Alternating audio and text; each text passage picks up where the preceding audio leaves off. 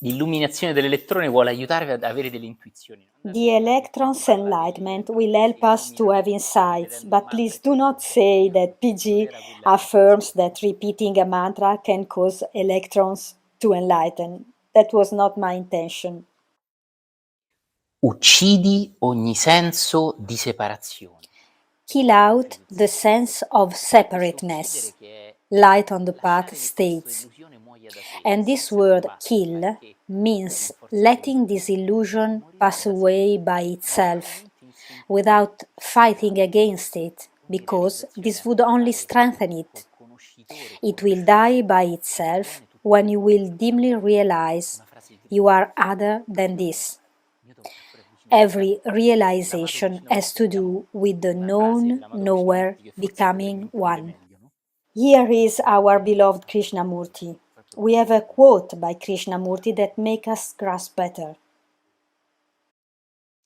Here is a very handsome and young Krishnamurti.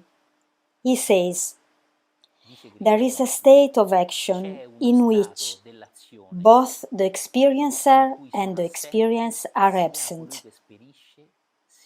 I remind you that when Krishnamurti speaks about the state of action in his style, he deals with an awareness that does not run away from the world and that is inherent in everyday acting, so we can grasp better. There is a state of action in which both the experiencer and the experience are absent. E dice la luce sul sentiero. Light on the Path states, "Kill out the sense of separateness."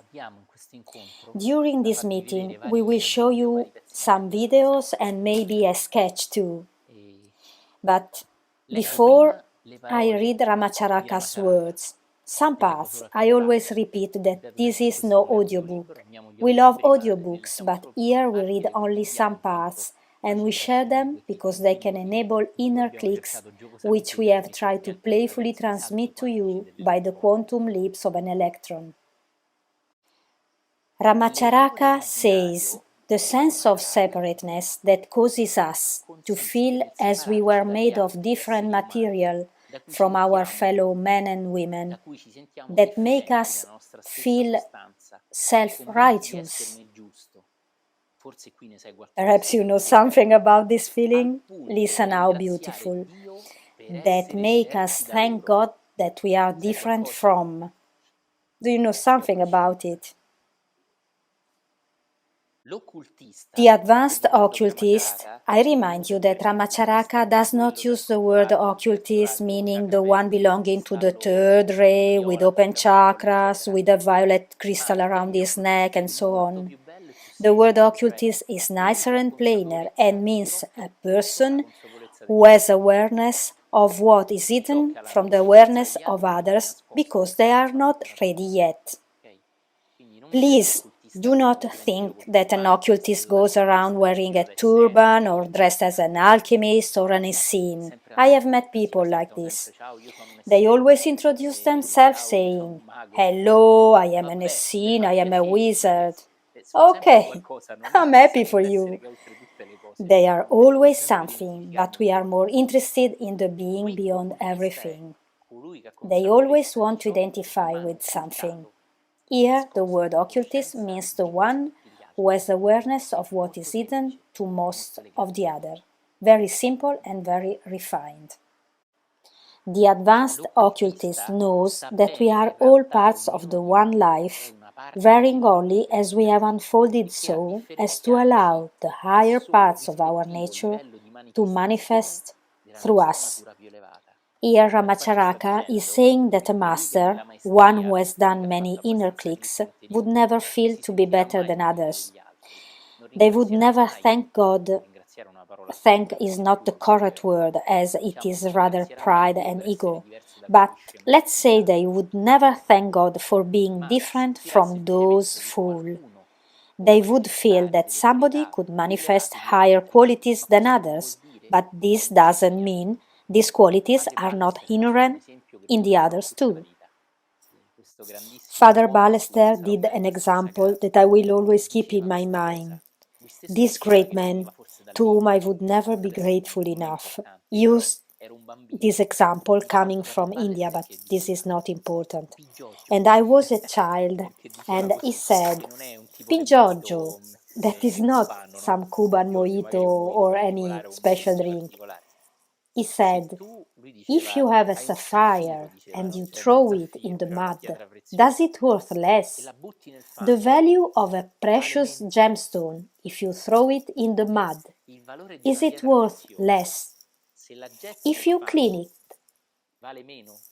is it more valuable? Its value is exactly the same. However, a stone in the mud does not show all its brightness, but its value is always the same. He said this powerful thing may be a little dangerous for a priest. He said with this beautiful Spanish accent, as a sapphire keeps its value in the mud and in cleanliness, so Jesus, the Master of Masters, was at ease among criminals, prostitutes, any kind of people, because he knew he was not worth more than them. What a beautiful example.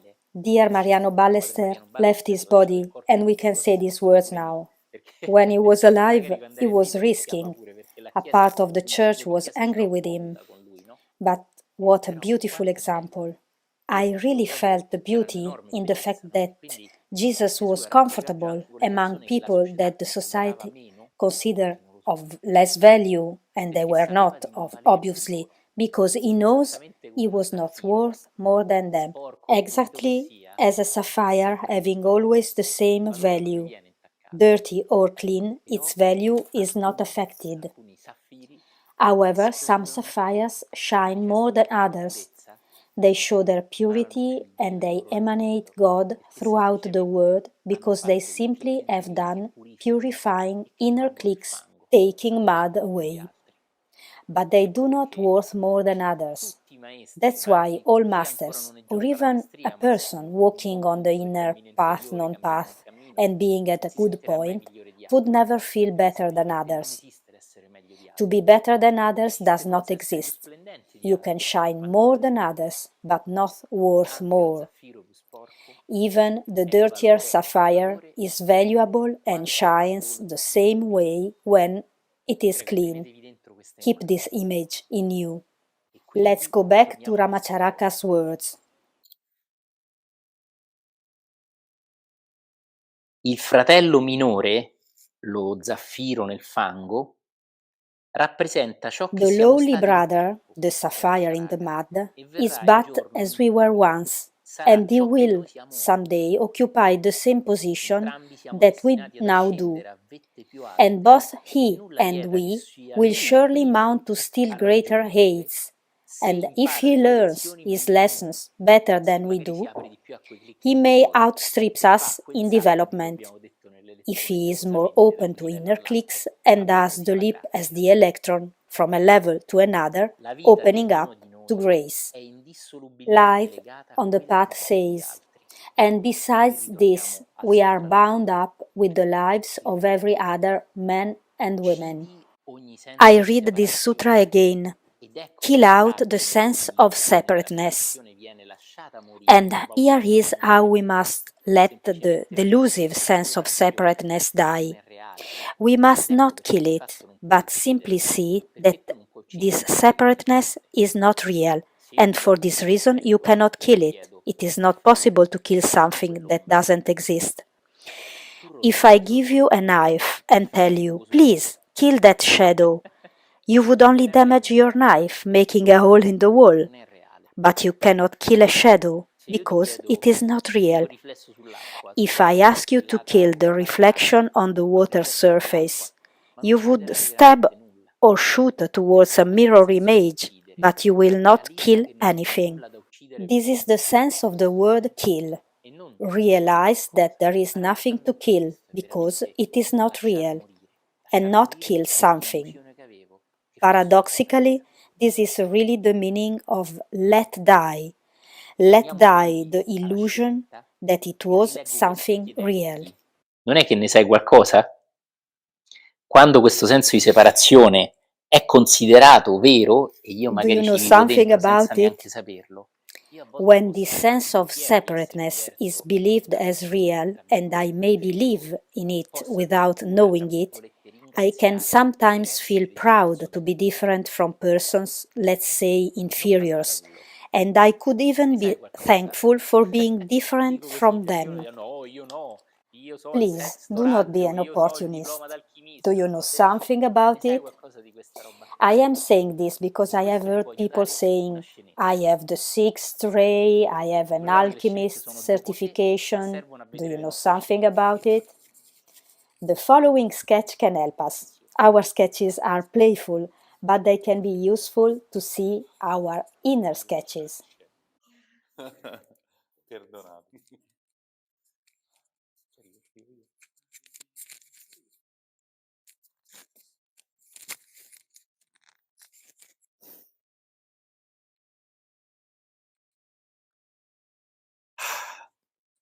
Antonio, mamma. Antonio, what a pleasure. How are you? Hi, my friend. Very well. And you? Another question? What's the problem? All the things going around, the pandemic, now the war. Are you still suffering for the pandemic? Antonio, after it, nothing is easy, you know. And why it is not easy? My job. I see. Are you meditating every day? Please, Antonio, stop. I have no time. But not too long, only 6 hours a day. Please stop. No, you don't know, you have no idea. I am in trouble. My job is not going well. The bills are so high. Yes, the bills, I knew it. Look your trousers. Look, green, low vibes. What do you mean? Look my trousers, blue trousers, and higher vibration. It helps. Are you joking, Antonio? My bills? I pay half price. Higher vibes. We did so many meetings with Pier Giorgio. So, to pay my bills, should I change my trousers color? Okay, I will try. What about your car, Jack? I know you bought a new car. Yes, and I overdid with it. I am paying the installments. Actually, I did not buy it. The car bought me. Listen, have you ever practiced Tai Chi? Yes, I did it years ago, but what Tai Chi has to do with this? Come, do like this. Like this? Yes, bend your knees, okay. You do like this and the car will go better. You will never get a puncture. I never do.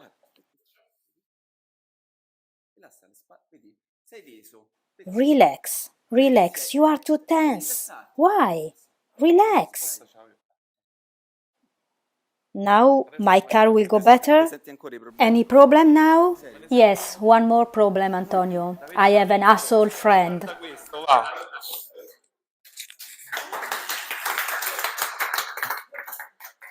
Let us explain the sketch. Please know that I arrived just before the starting of this meeting and Jack told me we have to do a sketch. So I have completely improvised all this. And we did not prepare anything, but Jack, is so smart.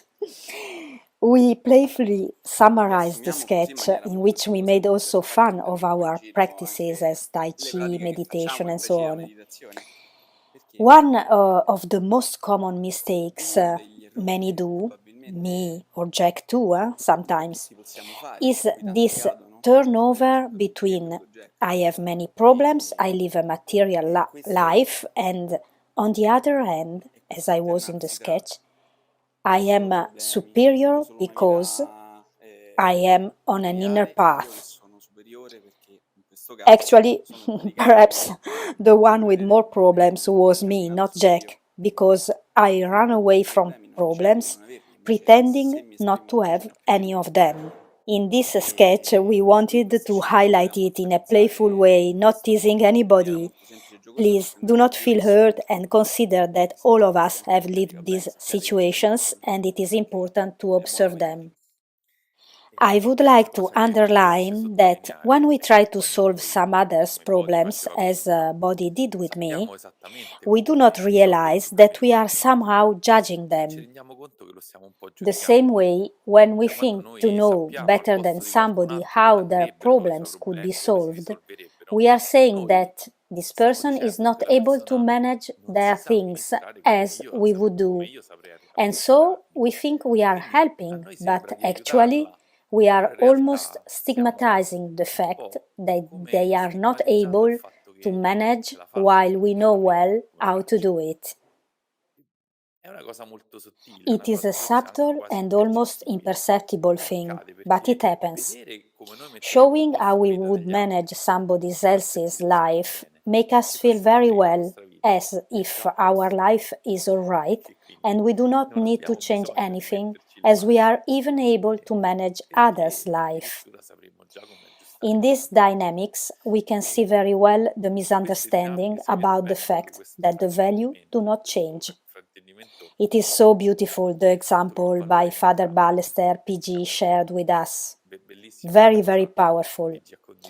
If we listen to it open-hearted, this teaching will come back to us in many situations, when we will think to be wrong or not to be enough, or when we see something that is not worth enough. Thank you. Grazie a tutti, grazie. Grazie a te.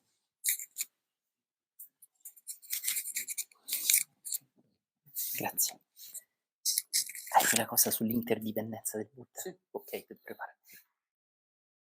Allora, la scenetta bella semplice che Bodhi e Jack hanno fatto. The beautiful and simple sketch for which I thank Bodhi and Jack is an invitation to see your inner sketches. My task is to show you some things and often repeat them. Do you know something about it? If I ask you, do you feel the sense of separateness? You would answer, no, not me. I am one with the transcendental being. I am one with the self beyond forms, and in my past life I was an Egyptian priest, so I have no sense of separateness. So I change the question. Isn't it possible that by chance you feel superior to others? Because if there is no sense of separateness, there is no sense of superiority either. Who is superior to whom? There's no separateness.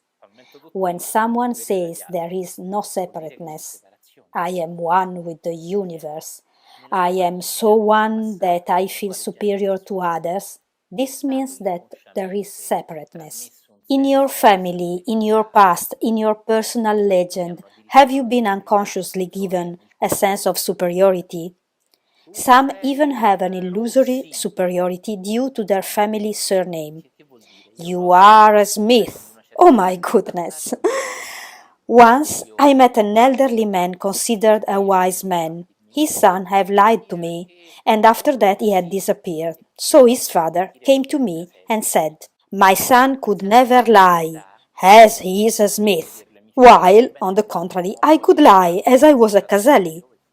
This sense of superiority in an old man considered a wise man touched me a lot. He was not wise in that moment, as he could not see that his son has run away and asked his father to help, lying to him too. His dad was sure his son could not lie, while I could, only because I had a different surname. This is the sense of superiority. This old man felt superior, and as his son belonged to the same family, he was superior too, and this implied I was inferior. Have you been given a sense of superiority by your family, and you see it instead of pretending not to? Sometimes the sense of superiority may be also downwards. My family is the poorer of all, so we are superior in our poverty. This is a kind of pain body. Or again, remember you are the nephew of... Once I visited a village where everybody was proud because a famous poet had been living there 200 years before. Okay, but what about you? Who are you? I live where this famous poet grew up. Okay, and what about you? What have you written? This is also a prosaic sense of superiority. This means you live rooted in the separateness. If you live like this, you are saying, I am not ready to discover the one in everything. I still need to believe that I live in the village of a great poet. But why should this thing make you feel superior? I am not ready to realize God because I am convinced that my surname worth a lot. This is not the noble value of everything. It's only the value of my family based upon a comparison. If you could not see how the sense of separateness is rooted in you, and most of the people say they do not feel this separateness, I ask you, can you see if there is in you, and sure there is, a sense of superiority? In which situation? For example, I often felt smarter than others. And this is so stupid, isn't it? This does not mean that we have no qualities, but feeling better than others is an intense thing, and you do not have to deny it, but simply take it out from under the carpet. Being smarter than others can lead to I am more aware than others, I live better than others, they live in the pain body, and so on. But who are the others? If you think that you have overcome the sense of separateness, here is a further step. If I am ready to see a sense of superiority that has been transmitted to me, maybe because I have done a better job or because I am born in a poor family and maybe I got rich, maybe because I have saved lives, all good things, we do not want to deny it. Maybe because I am a mountain guide while you live all your life in an ugly office. I have heard things like this. I live among great mountains while you work all day in front of a computer. This way, you are still strengthening your ego. If I can see a sense of superiority that has been transmitted to me by others, by my action and so on, this is a very powerful step. Can I see what fears it is based on? I believe in a sense of superiority because I belong to this family, because I work as mountain guide, as you live a loser life in an office, while I do the most creative job in the universe. I do like this because I have a hidden fear that can be of many kinds, but it is always linked to not being enough, not being worth, and for this reason, as I feel I am not enough, I am not worth, I try to show I worth a lot and I worth so much that I think to be superior. In this sutra, we are showing you a simple practice of self-knowledge, keeping in mind that an electron can receive inner clicks and jump higher and beyond. Number 1. The sense of separateness can be recognized and accepted if I see that I have been transmitted a sense of superiority and I see in which situation I feel like this. I remind you also the downward sense of superiority. I am poorer, I have more problem than others, and so on. Number 2. Which is your hidden fear? The dynamic is almost always this one. I think I do not worth enough, and I try to worth a lot, and since I worth a lot, I am superior to others. Saying this is a trivial thing, but seeing it is very, very powerful.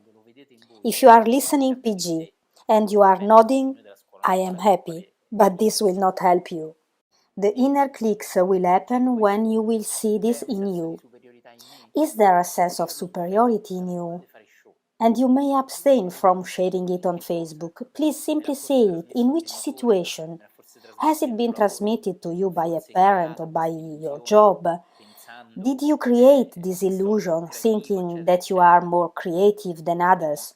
Please keep in your mind that a shadow cannot be killed because it is only a shadow. And when Light on the Path states to kill all this, I explain it this way. You must recognize it, and so that illusion will die and vanish by itself, okay? Last point, just to do another leap as the electron going increasingly farther from the nucleus. Buddha called it interdependence. Physics states that energy cannot be destroyed but only transformed. One thing that can help us to overcome this sense of separateness, of superiority hidden under the carpet, that is to say, under the fear you should discover, the fear of not being enough, it's the Buddha's deepest understanding when he taught the interdependence of all things. And now we are going to read the Buddha's Sutra about interdependence. L'interdipendenza di tutte le cose. Vodi l'ha trovato? Chiedo. Sì, l'ha trovato Conte in realtà, che è un amico. We are going to read the Buddha's Sutra our friend Conte found for us, and we thank him for that. It's a short story. Actually, short story is belittling, but just a few lines describing Buddha and Ananda, his very advanced disciple, while they are speaking with very simple examples in front of a cup of water. This story has been told me by PG when I was a child and I was PG's novice during a Kung Fu course for children. It was so simple, and now I am really touched to read it. Ananda, among the interrelated elements that let the cup exist, can you see the water? Sure, sir. The potter has needed water to mix clay and shape the cup, so the cup's existence depends upon water's existence. Moreover, Ananda, can you see the fire element? Sure, sir. Fire was needed to glaze clay, so I can see fire and heat in it. What else do you see? I see air. Without it, fire couldn't light up, and the potter couldn't breathe. I see the potter and the skill in his hands. I see his consciousness. I see the oven and wood in it. I see trees who provided wood. I see the rain, sun and soil that made the trees grow up. Sir, I can see thousands of interrelated elements that have contributed to this cup's existence. Excellent, Ananda. Contemplating this cup, we can see in it the interrelated elements that have made it come into being. These elements are inside and outside the cup. One element is your own awareness. Ananda, if you would take away heat to give it back to the sun, if you return clay to the soil, water to the river, the potter to his parents, and wood to the forest, would this cup still exist? No, sir. Returning the elements that have contributed to make the cup to their origins, the cup would no longer exist. This is a beautiful story by Buddha. Ringrazio anche Conte per averla trovata. Posso aggiungere una cosa? Mi piace fare, scusate se mi intrometto, ma mi piace. I would like to do a little digression about this, because when we read comments under our posts, it often happens that people write, "Oh, just now you wrote this, it is exactly what I was feeling." At the beginning, it is surprising, and as it often happens, once I wonder and think, if Buddha, let's say, if Pier Giorgio asks to read the Buddha's Sutra who make us see this interdependence, and then we actually discover it, because a post make us see that this thing is also moving in us, and we get in touch with that interdependence, instead of being surprised, we could simply say, here it is. When this illusory separateness, making us think that body, Newton and I are all different from one another, when this illusion falls away, we can see that the same things are resonating in all of us. If we already have an experience of this interdependence, we can stop being surprised and enjoy it. Thank you.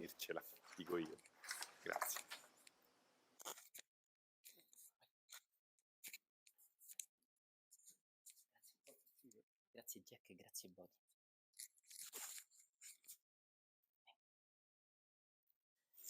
Il Buddha diceva anche che la consapevolezza Buddha also dell'interdipendenza said that awareness of interdependence as the one of impermanence, these two great teachings, that is to say that nothing endures always the same and that all things are interrelated, lead to the awakening. So we invite you to contemplate the interdependence in your life. I do a very simple example. I have this book in my hands. This book could not exist without a paginator, a printer, and somebody who has designed the printer. Without ink, without somebody who has created and carried the ink. Without the bookseller, or today we may say the Amazon's express courier, or without the lady cashier in the bookstore, without the color for its cover, without a translator, as it's a book originally written in English in the States, without the publisher, who is a friend of us. He sent us this book and we really want to thank the Venezia publishing house. He is also the editor of Ramacharaka's works. He sent us these wonderful books and we thank him, and we really want to thank Venezia Publishing House. Really, thank you very much. This is another example of interdependence, and we could keep giving you examples for weeks. When you start to feel how much all things are interconnected, how can you feel superior to whom? Please remind that every time you feel superior, instead of saying, I should not feel superior, enlighten that illusion and ask yourself, who is superior to whom? This simple enlightening this illusion may be done looking around your house and think, who has made it? Who has carried all the construction materials? Who has installed the pipes? Who has made the electrical system? Did I do the air inside my house? The air we are breathing, the trees producing this air, where do they come from? My goodness, what a magnificence! This will really help you to open up to the beyond, following also the precepts of these amazing sutras. Let's see a simple practice of interdependence. If you are in the subway, look how all things are connected. Look an object. Who is there behind this object? Look your subway ticket. Who did it? How many people are there behind? Contemplate the interconnection of all things. This will make you leap beyond, simply contemplating.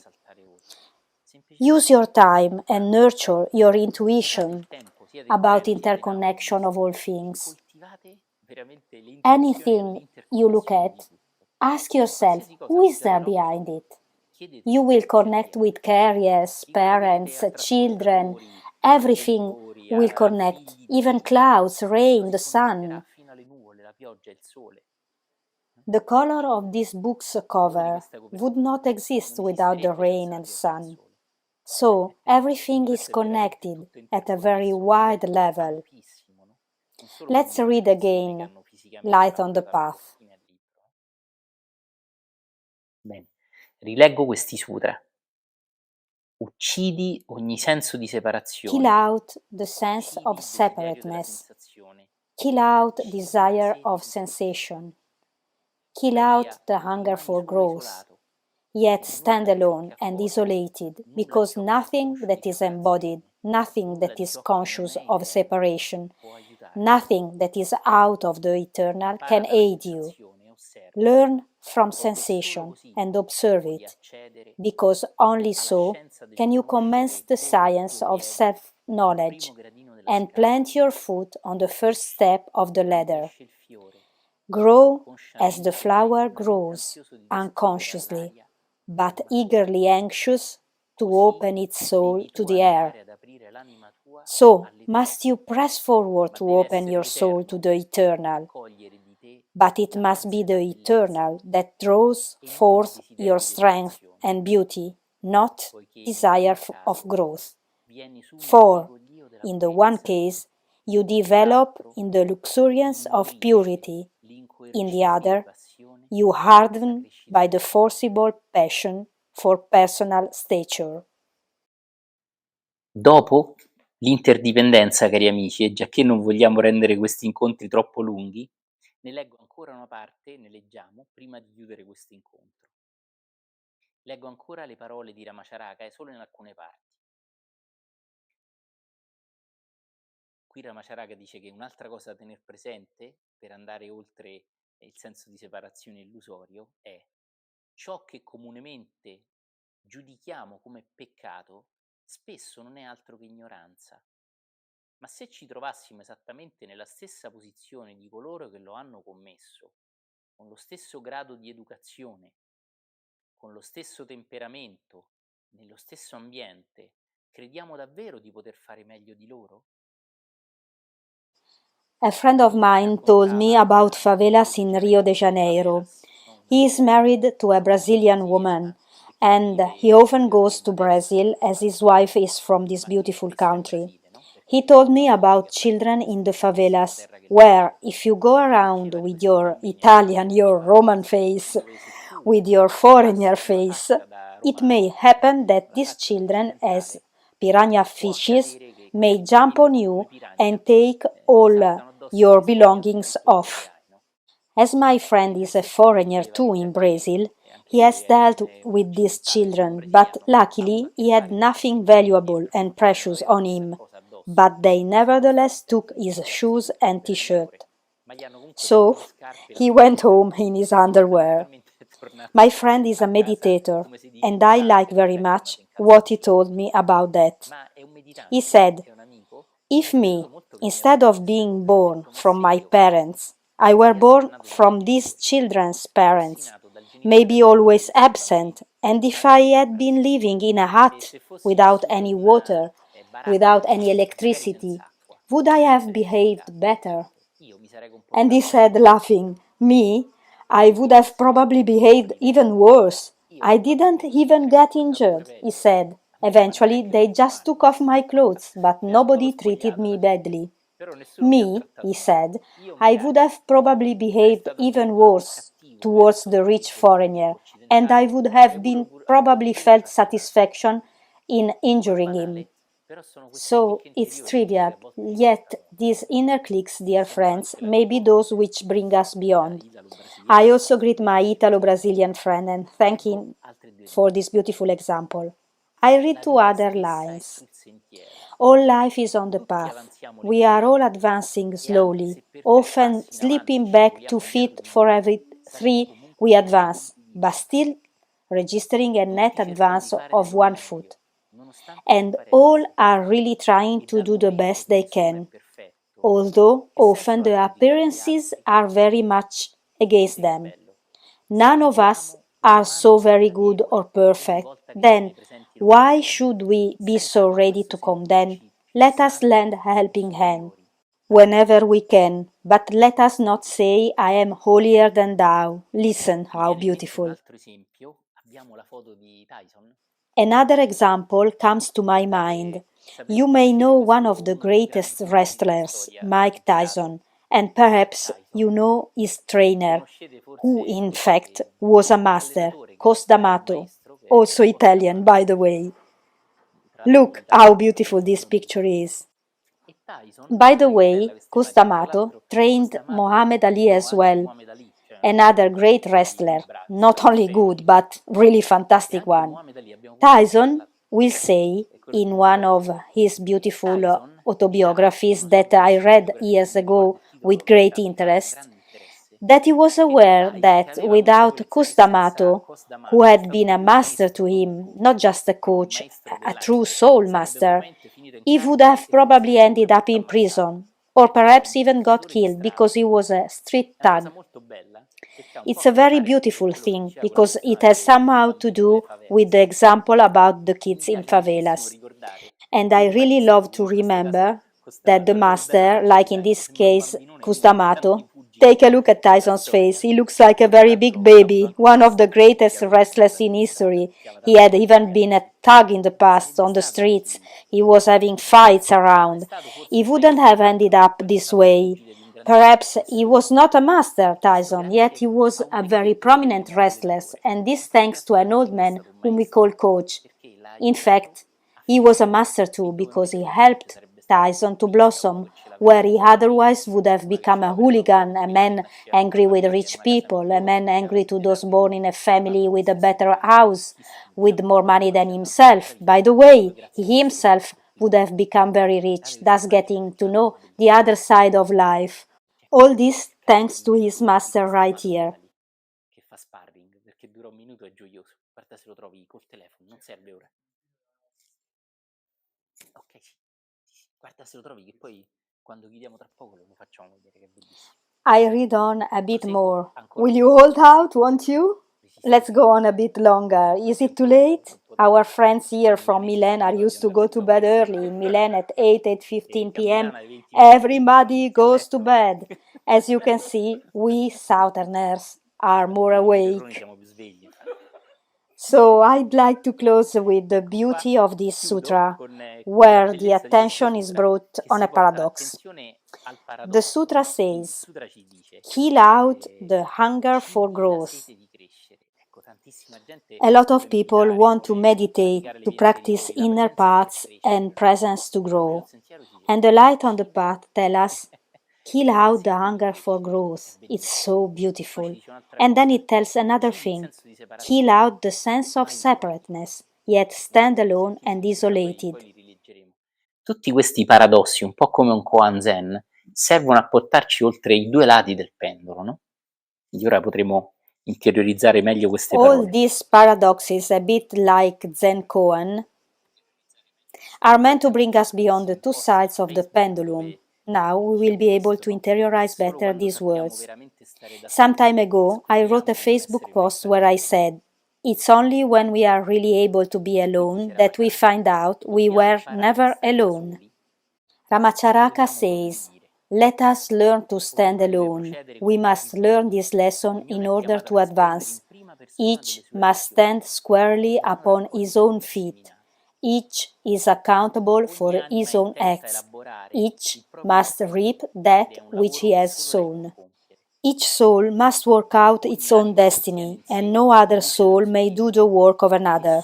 Each soul contains within it the light of the Spirit, which will give it all the help it requires, and each soul must learn to look within for that help, like that jump of the electron we talked about previously. The lesson of courage and self-reliance must be learned by the growing soul. Thus, not courage in my surrounding friends, not reliance thanks to a person giving it to me, which are indisputable things. If you have friends near you, such as Custamato was for Tyson, be grateful, but that's not enough. If you are close to someone who's just a bit closer to being a master, they will make those flowers blossom in you, not give those flowers to you. Listen, what a beauty! It must learn that, while nothing from without can help it, it is equally true that nothing from without can harm it. You see, dear friends, this brings you to be joyful about your friendship, not to fear that a specific person might influence you in a terrible way, to just hang with some high-level people that often nurture that sense of separateness. If it's true that none can make any real damage, this thing lightens you. It's true that none can walk in your place, but it's also true that you yourself are causing your true damages. I read, the ego is proof against all harm and hurt, once it realizes the fact it is indestructible and eternal.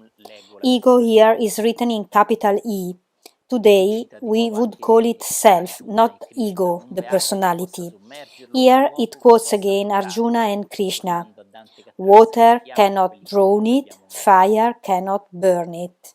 Going back to Dante, who goes through those flames, as we have seen.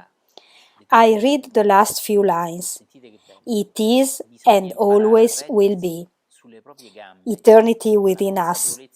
It should learn to be able to stand erect upon its own feet.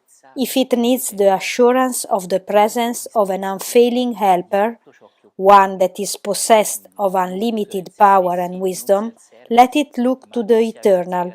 All that it needs is there. So, no closing up in yourself, no self-service, but opening up to grace, thanks to these inner clicks. I would like to close up showing you a movie where Johnny Dorelli interprets San Filippo, and I introduce it to you because San Filippo, who is in fact the saint one, is sent to a nun who performs miracles, heals lepers, to check if that nun is really saint. So it's paradoxical because a saint is sent to check if that woman is a saint too. Please watch it carefully because it shows a very powerful thing, not to be seen in a movie, but to be seen within ourselves. The movie is State buoni se potete, and you can find the link in the description here below.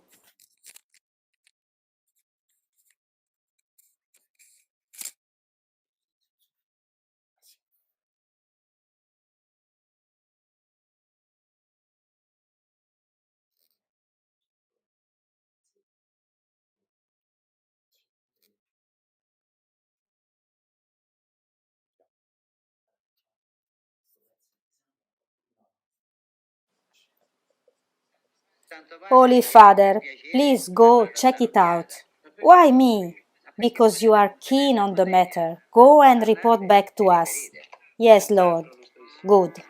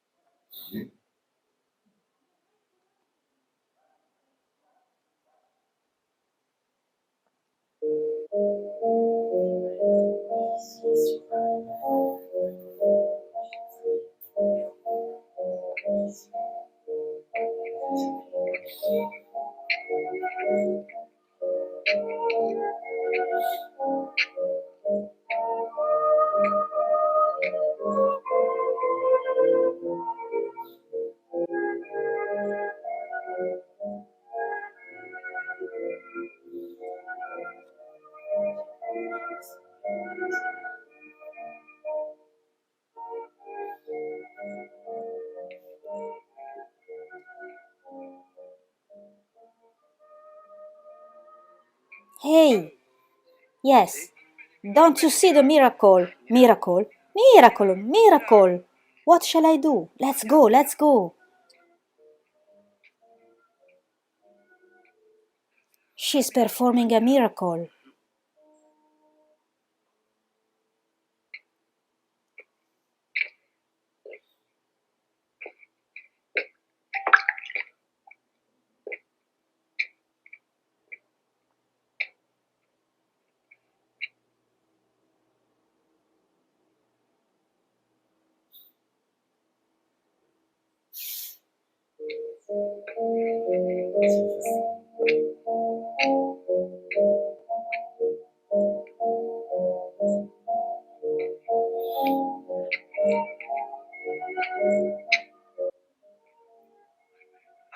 Wait, now she's performing the miracle.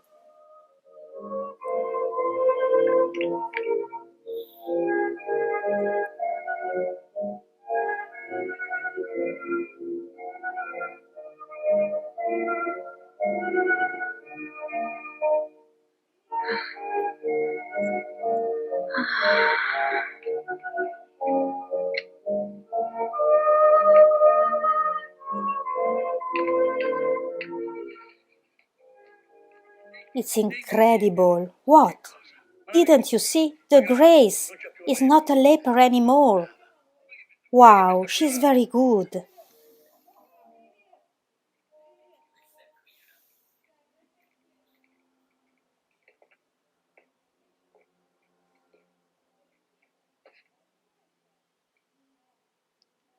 Excuse me, may I have a word? What is it? I'm very tired. Well, me too. I'm coming from San Girolamo. I walked the entire path, holes, puddles. I don't want to mention the road conditions. Would you take off my shoes, please? What?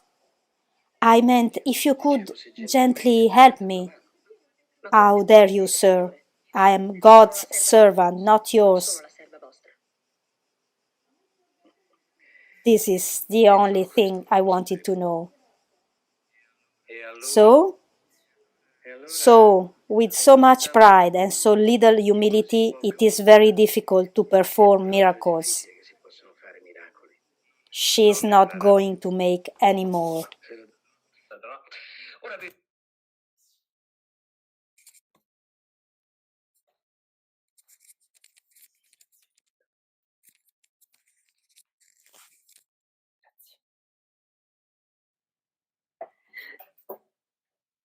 Cari amici, questo bellissimo film vecchio ci fa vedere che non è una santa, è una maga. Dear friends, this beautiful old movie shows us that the nun is not a saint, she's a witch performing magic. She is a leper, she performs a miracle, yet she is still in separateness. How dare you asking me to take off your shoes? I am a God's servant, not your servant. Thus, there's a separateness between the idea I have of God and man and the others. So, I have this idea in my ego to be servant of the highness, but I cannot bend down physically and symbolically to take off the shoes from perhaps stinky feet to a humble person, because I serve His Highness, not poor stinky people. Yet, this implies the illusion that the Highness would be separated from the rest, from the feet of that person, from the shoes of that person, and so on. Please, let this move and settle within you. Another beautiful thing of this movie, about the life of San Filippo Neri, is that he was more interested in beauty and in the paintings, whereas the others say, "Hey dude, are you kidding? Get over here and watch the true miracle," as if he was almost seeing more a miracle in beauty than in a freak in a sideshow. Please, notice also that the Pope seems evil. She's not going to make any more. But in fact, it is as if he was aware of the fact that he had made a jump upwards, like that electron, but he falls down lower than before, when he said that she is performing miracles and others don't, so she cannot serve the lowest. We invite you to simply see if this mechanism is present somewhere within you. If it's there, you don't have to do anything but see it and enlighten it. Don't pretend it's not there, and embrace it, without saying, "From tomorrow I'm not going to do it any longer." It will fade by itself, and that is the sense of killing out. It will go away by itself, without fighting against something or killing God knows what. I think we will read other excerpts in another video that maybe we will record in Sardinia or Sicily, reading these sutras again and keeping on reading them. With pleasure, I want to read them again now before closing this meeting, and I ask all these friends to get together.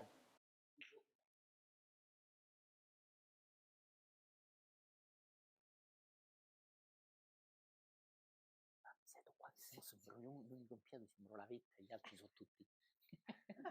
Non vorrei fare esempio. Newton, vieni.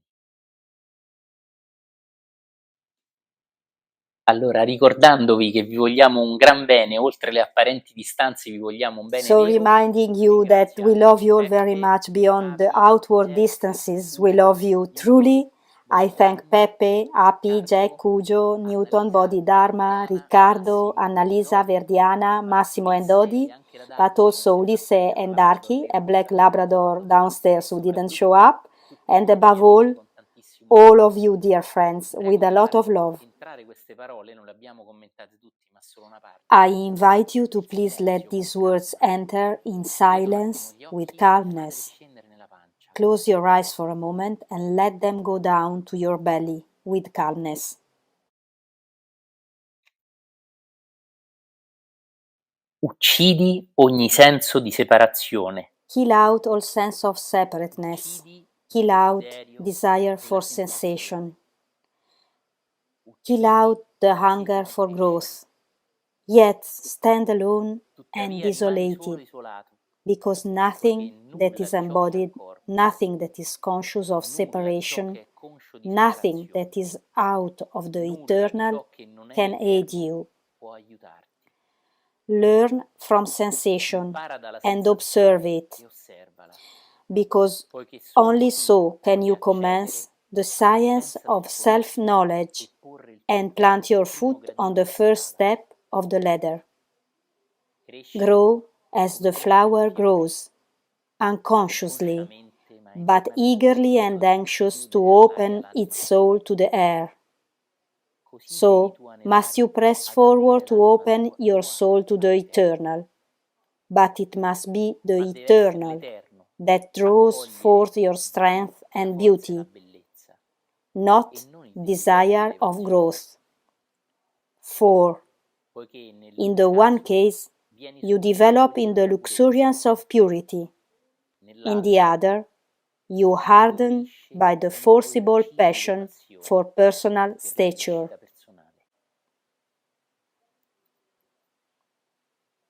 Amici, vi abbracciamo con we amore. hug you with love. I repeat, beyond the outward distances, we love you very much.